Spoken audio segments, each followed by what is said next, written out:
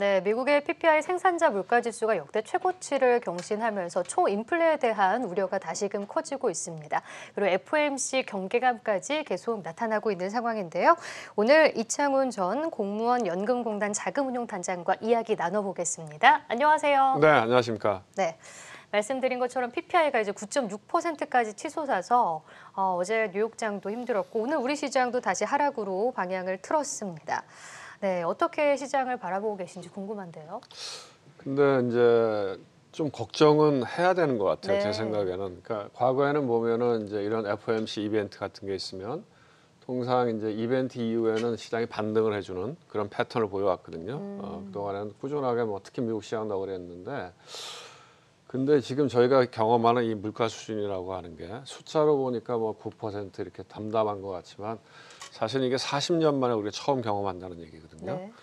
그럼 40년 전에 무슨 일이 있었나 이렇게 한번 돌아볼 필요가 있어요. 그러니까 40년 전이면 1980년대 초반인데 그때 미국이 70년대 말에 2차 오일 쇼크 이후에 굉장히 높은 인플레를 경험하거든요. 그래서 그 당시에 이제 우리가 알고 있는 폴 볼커 그 중앙은행 총재가 나와서 정말로 어마무시하게 금리를 올리거든요. 그래서 그 당시에는 금리 수준이 21%까지 기준금리가 21%까지 금리를 올리면서 시장이 그때 대폭락을 했습니다. 그래서 그 당시에 폴 볼커 의장 같은 경우에는 누구한테 공격을 받을까봐 경호원을 데리고 다녔다는 이야기까지 있거든요. 그 정도로 뭐 심한 기준금리 인상이 있었고 그것 때문에 지미 카터 대통령이 굉장히 훌륭하신 분인데 재산을 못했습니다. 그래서 그 당시에는 뭐 무지하게 악역을 담당했는데 그 후에 이제 그거를 기반으로 해서 인플레를 잡았고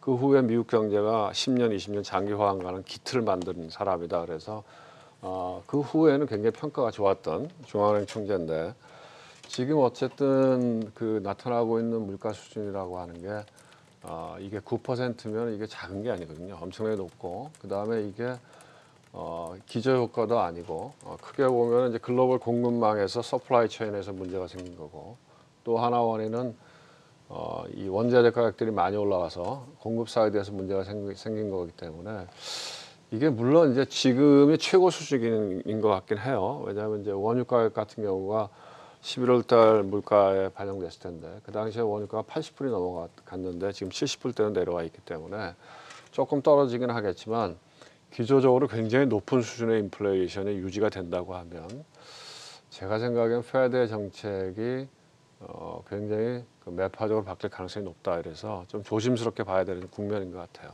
네, 맞습니다. 그리고 중국 같은 경우에도 오늘 경제 지표가 또 발표됐는데 11월 산업 생산이 3.8% 증가하면서 예상치를 상회했고요. 소매 판매는 3.9% 상승을 했습니다. 관련해서 또 계속 인플레 우려가 있다 보니까 채권 금리가 오르게 되고 그래서 기술주 성장주에도 좀 약세 흐름으로 영향을 주는 것 같은데 그동안 이제 미국 시장에서 강했던 애플 같은 경우에는 이제 안전 자산으로 이제 계속 생각이 되면서 상당한 상승세를 보였다가 최근에 다시 하락하는 모습. 그래서 메가테크가 흔들리는 것이 아닌가라는 생각도 들어요. 근데 이들 종목들이 흔들리게 되면 이제 시장 분위기가 정말 말씀하신 대로 좀 조심스럽게 좀 걱정스러운 부분으로 바뀌는 게 아닌가라는 생각이 들거든요. 어떻게 봐야 할까요? 그래서 뭐 저는 생각에 이번에 뭐 지금 이것도 그냥 또 지나가는 이벤트다 이렇게 시장이 좀 편안하게 생각하는 부분이 지금 많이 있는 것 같아요. 제가 보기엔. 근데 어쨌든 투자하시는 분들은 오늘 밤에 한번 지켜볼 필요는 있을 것 같아요. 네. 그러니까 이번에 페드가 무슨 이야기를 하는지 그다음에 그 이야기 이후에 미국 시장이 어떻게 반응하는지 한번 확인하고 나서 다시 뭐 매수를 하시더라도 그게 저는 바람직한 것 같고 선행해서 매매하는 거는 조금 위험한 것 같다 이런 생각이 들어요. 네. 그래서 왜냐하면 이제 지금 또 금리 이야기를 하셨지만 네. 지금 걱정되는 것 중에 하나가 단기 금리하고 장기 금리하고 우리가 그걸 수익률 곡선이라고 이야기하는데 일드 커브가 너무 플랫해 있어요. 네. 그러니까 보통 기준금리를 올릴 거라고 예상을 하면 단기 금리도 올라가지만 장기 금리도 따라서 올라가야 되거든요. 그래야지 사실은 정상적인데 지금 보면 보통 이제 단기 기준금리 인상을 반영하고 있는 게 미국의 2년짜리 T빌인데 T빌은 어느 정도 금리가 올라가 있는데 10년짜리 금리는 별로 안 올라가 있거든요. 네, 그러니까 그래서 1.5%를 그러니까 그렇게 넘지 못하더라고요. 연초만 하더라도 10년짜리 금리가 1.7% 뭐 음. 그래서 2% 넘어간다고 이야기했는데 네. 지금 보면 한 1.4% 내려와 있거든요. 근데 이거는 주식시장에는 좋은 시그널은 아니에요. 왜냐하면 기준금리를 올리면서 장기금리가 따라 올라가면 그것이 내포하는 이야기는 뭐냐면 경제가 회복되는 거다 이렇게 내포하고 경제가 회복되면은 자금 수요가 늘어나니까 그런 경우에는 장기금리가 올라가거든요. 그래서 그게 일드 커브가 이렇게 우리가 스티프닝해진다고 하는데 정상적으로 가팔라지는 모양으로 금리가 따라 올라가는 거는 주식시장에 좋은 이야기인데 이렇게 기준금리를 올린다고 이야기하는데 장기금리가 내려가 있어요. 네. 이거는 경제가 안 좋아질 거라고 지금 사람들이 생각하는 거거든요. 그래서 통상 닷컴 버블이나 뭐 이런 게 터지기 직전에 뭐 2008년도 금융위기가 터지기 직전에 네. 이럴 때 전형적인 현상이 뭐였냐면 단기 기준금리를 계속 올리는데 장기금리가 따라 올라가지 않고 오히려 장기금리가 밑으로 쳐지는 거예요. 그 후에 늘 금융위기가 왔거든요. 그래서 지금 모양은 좋지는 않다 저는 그렇게 봐요. 그래서 경계하는 그런 움직임이 많은 것 같습니다. 오늘 시장 흐름만 봐도 그렇고요. 네. 그래서 FOMC에서 계속 이제 말이 나오고 있는 이제 테이퍼링의 가속화 그리고 내년에 2번에서 3번 금리 인상할 것이다. 이런 얘기가 저희가 다 알고 있지만 파월 의장의 입에서는 어떤 말이 나올지 이게 더 매파적으로 나올지 아니면은 예상보다는 좀 완화적으로 나올지 이런 심리가 계속 나오는 것 같아요. 그래서 제가 이야기하지만 그 선행해서 하는 것보다는 적어도 하루 정도는 지켜볼 필요가 있다. 그러니까 파월 의장이 어떤 이야기를 하는지. 근데 이번에 이제 그 파월이 교체된다는 이야기가 많았었잖아요. 네. 근데 실질적으로는 이제 파월이 의장이 됐고 그 다음에 원래 시장에서 이야기했던 사람이 부의장이 됐잖아요. 네. 근데 그럼 왜 파월이 연임이 됐을까 한번 생각해 볼 필요가 있어요. 왜냐하면 파월이 연임이 됐던 가장 큰 이유는 제가 보기엔 파월이 테이퍼링하고 기준금리 인상을 해봤던 사람이거든요. 그러니까 미국 정부에서도 제가 생각하기에는 현재 물가 수준은 어렵다는 생각을 하는 거죠. 그래서 어떻게 시장하고 잘 소통하면서 테이퍼링도 하고 금리를 올릴 수 있을까 큰 무리 없이 그런 쪽에 제가 보기에는 염두에 뒀기 때문에 파월을 연임시켰다 좀 그렇게 보거든요. 그래서 어쨌든 미국 정부의 스탠스도 이렇게 물가가 높으면 어느 나라 정부든지 이렇게 물가가 높으면 선거에서 져요. 근데 내년도에 미국의 중간 선거가 있기 때문에 선거에서 이기려고 하면 물가를 잡아야 된다. 그래서 어쨌든 그런 맥락에서 보더라도 조금 조심할 필요가 있다는 생각이 들고요. 그리고 미국 주식은 무조건 올라간다고 하는 신념을 갖고 있잖아요, 사람들이. 그래 네. 왔으니까. 그리고 또 그거를 주도하는 거는 빅테크 주식이다. 이것도 지금 거의 믿음처럼 갖고 있는 사람들의 생각이잖아요. 네. 그래서 조금 걱정은 돼요. 그래서 조금 지켜볼 필요가 있다. 그런 생각이 듭니다. 그러니까 지난번에 단장님께서 나오셨을 때 이제 외국인의 수급이 관건이 될 거다라는 말씀을 해주셨는데 맞습니다. 지금 계속 그런 상황이 나오고 있는데 만약에 이제 공격적인 FOMC 결과, 그러니까 매파적인 성향의 FOMC 결과가 나온다면 또다시 외국인의 수급이 다시 문제가 될 수가 있을 텐데 어떤 식으로 흘러갈 것으로 보시나요? 그 결과를 봐야 될 것 같아요. 저는 생각에 지금까지 보여주는 시장의 모양은 그렇게 뭐 많이 걱정하는 것 같지는 않아요. 이번 페드 미팅을.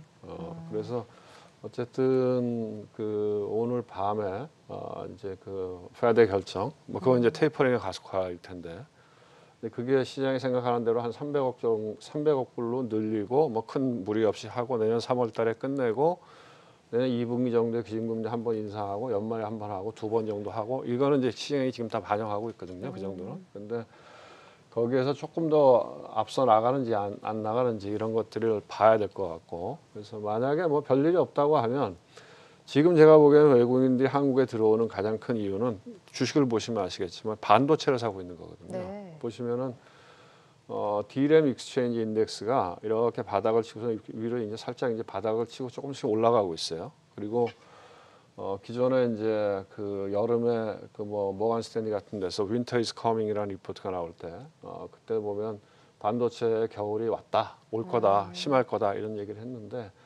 실질적으로 지금 4분기 들어서서 보니까 생각보다 스팟 프라이스의 가격이 많이 안 떨어지더라. 그래서 이게 좀 마일드한 조정이 아니냐 이러면서 반도체 주식에 대한 특히 D램에 대한 심리들이 좋아지고 있거든요. 그래서 네.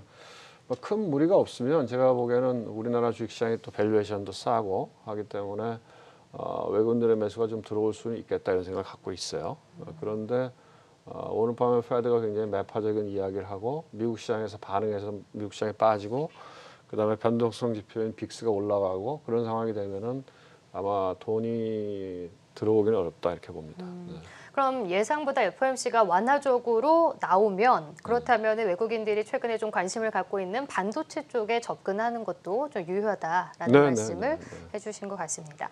자, 근데 최근의 흐름을 보면은 이제 반도체도 말씀해 주셨지만 계속 박스권에 갇혀 있다라는 생각이 많이 들거든요. 이제 네, 반도체 삼성전자, SK하이닉스를 사다가 조금 멈추는 모습, 네, 네. 그리고 메타버스에 갔다가 메타버스 게임 조금 주춤하고 계속 이렇게 시속 게임이 나오고 있는데 지금 한쪽에서는 바이오가 다시 또 올라와요.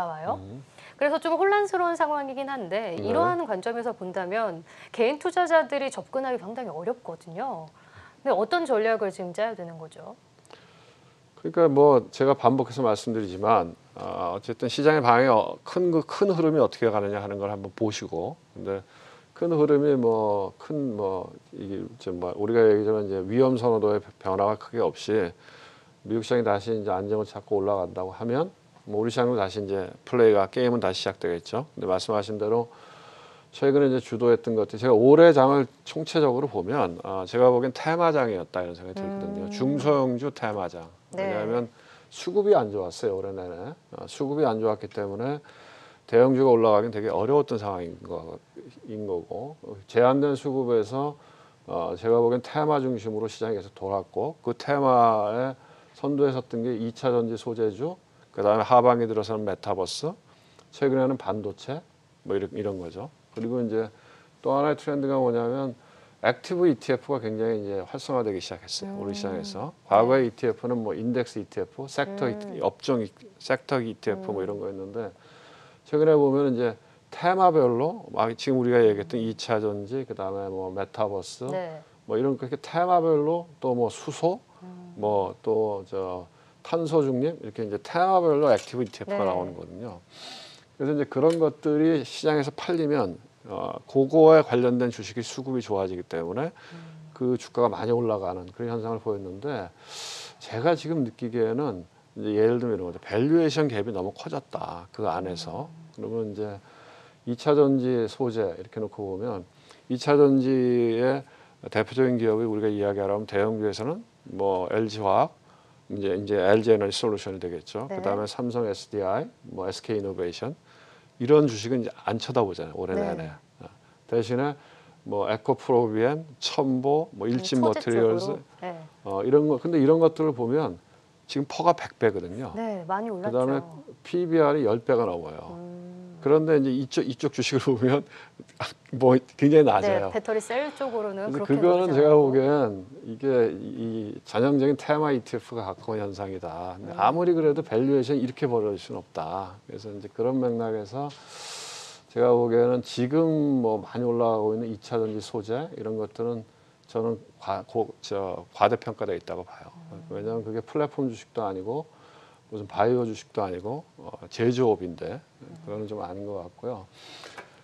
메타버스는 그 안에 들어가 있는 게 보면은 이제 그 게임, 그 다음에 또 뭐죠? 컨텐츠, 그다음 엔터테인먼트, 그죠? 네. 근데 그것들은 제가 보기엔 밸류에이션이 좀 비싸더라도 어쨌든 큰 트렌드에서는 메타버스라고 하는 거는 계속해서 더 가야 되는 공간들이 많이 있는 곳인 것 같고 또 이런 기업들은 제가 보기에는 설비 투자를 하고 공장을 짓고 뭐 이래야 되는 기업이 아니잖아요. 네. 그래서 이런 기업들은 제가 보기에는 밸류에이션 멀티플이 좀 높아도 그거는 시장에서 용인할 수 있다. 그래서 제가 보기에 메타버스 관련된 테마들은 좀 더 갈 수 있는 여지가 있다 이렇게 보이고요. 네. 그다음에 최근에 제가 보기에 만약에 외국인들의 수급이 좋아서 들어오면 반도체도 최근에 움직이고 있지만 제가 보기엔 이제 대형주하고 중소형주하고 밸류에이션 갭이 너무 차이가 난 것 같아요. 그래서 뭐 코스닥에 있는 중소형주나 이런 것들은 무지하게 비싸고 대형주는 굉장히 싸고 그렇기 때문에 아마 대형 가치주들, 외국인들이 들어와서 하면 아마 대형 가치주들을 사지 않을까, 대표 기업들 다시 그런 생각이 들어요. 그렇군요. 저 액티브 펀드 얘기를 해주셨지만 지금 우리 시장 올해 전체적으로 흐름을 보면은 이제 변동성 장세 속에서 중소형 테마주들이 강한 흐름을 보였는데 그 안에서 이제 2차 전지 소재 같은 이런 퍼가 너무 높은 그런 종목들보다는 지금 메타버스나 게임 이쪽에 성장성에 조금 더 주목을 하시는 것 같습니다. 그리고 외국인들의 수급이 만약에 들어온다면 다시 좀 가치주 성향이 있는 이런 반도체라든지 제조업 쪽에 실적의 성과가 나는 이쪽으로 관심을 갖는 것도 좋다라는 말씀까지 저희가 정리를 해드리겠습니다. 네, 오늘 말씀 여기까지 듣겠습니다. 이창훈 전 공무원연금공단 자금운용단장과 함께했습니다. 고맙습니다. 네, 감사합니다.